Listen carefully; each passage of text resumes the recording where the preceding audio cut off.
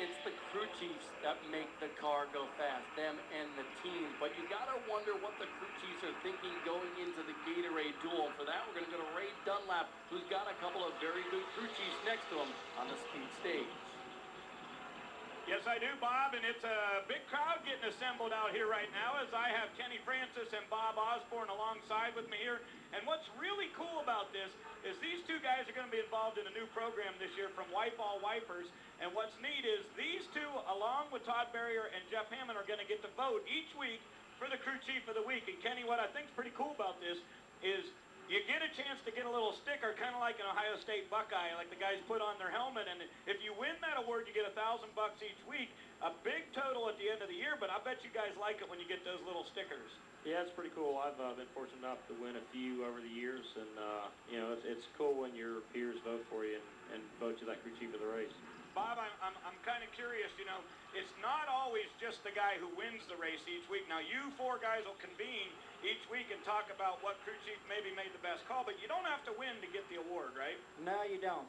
Actually, I've won without winning a race, and I've not gotten the award when I did win the race. So it's a unique award for the crew chief because his peers votes for him, and he knows he did an extremely good job if we pick him out of the crowd and say he's done a good job. And it's cool because there's a fan that gets an opportunity to get a year-end award too and go to the final race at Homestead and get to be crew chief of the day, so I like that. Kenny, your thoughts real quickly about what we see going on in the garage area right now. Lots of guys pulling engines out. It's something we haven't seen for a long time here at Daytona, but boy, it's certainly a topic.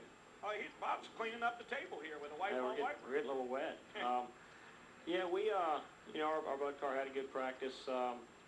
We quit a little bit early and got looking around. There was a lot of people changing engines, so I'm not sure what's going on with that. But our stuff's running good. Our Evernham engines are doing pretty good. So, you know, Casey's real happy with the car, and I really haven't talked to a lot of other people yet to see how their cars were doing. But, you know, we got a little bit of a head start running the Bud Shootout, so that was a big help for us. And, Bob, we heard Carl Edwards say to us earlier in the day, just don't wreck the car in practice, and everybody will be pretty happy, right? Yeah, that's for sure. You know, we had a little incident in the shootout practice, and it put us behind for the race. So we're going to make sure we don't do that this time for the 150s and keep a clean car for the 500.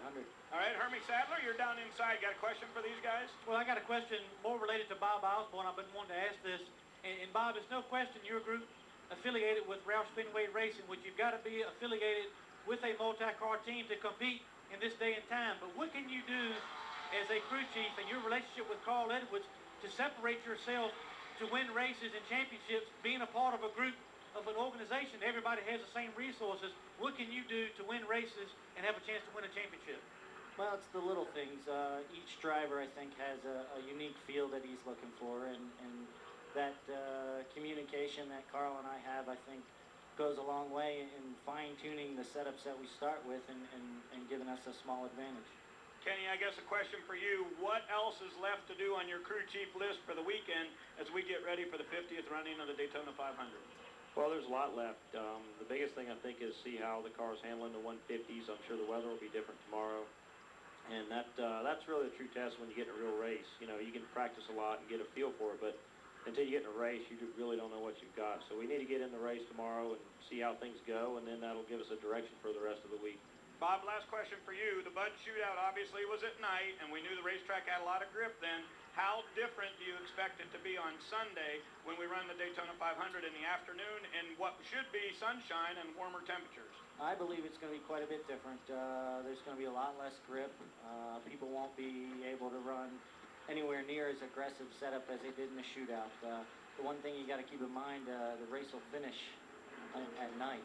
So you kind of have to decide if you want to race in the beginning and hang on at the end, or just ride around in the beginning and have a strong setup for shade or dusk racing. I think it's going to be a lot of fun, no doubt about that. Well, we got some great crew chiefs here, and they're going to have the duty of picking out a crew chief each week. That guy gets $1,000, and at the end of the year, 20 grand on the line for the White Ball Crew Chief of the Year. Rick and Phil coming up when we get back to Daytona.